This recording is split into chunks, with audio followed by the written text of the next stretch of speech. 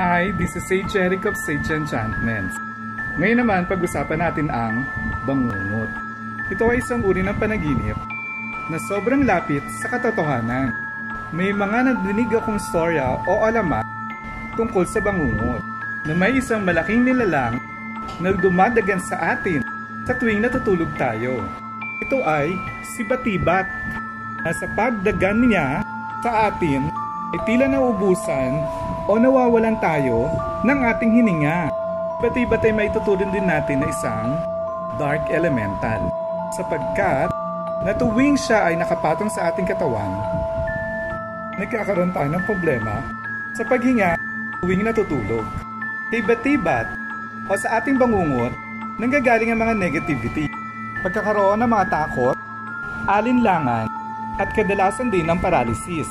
Pero ayon kay Sigmund Freud, bad dreams involves deeply hidden desires or feelings.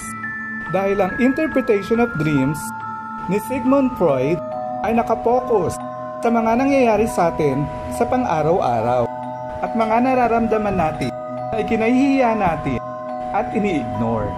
May iba't ibang tawag kay Batibat gaya ng Laitai sa Thailand at Pukuri sa Japan. Paano ba natin ito maiiwasan? Kapag tayo ay matutulog na, maglagay ng luya sa kwarto o sa iyong tabi. Dahil maganda ang luya, pang-proteksyon sa mga negatibong elementals. Ang luya ay may magical properties na planetary nito ay sun at ang element naman nito ay fire. Kaya magandang itong pang-proteksyon at pang-depensa, lalong-lalo na sa mga elementals na ligaw. At para di ka mabiktima ni Batibat, ay pwede ka rin gumamit ng Sage Enchantments Tigalpo Oil.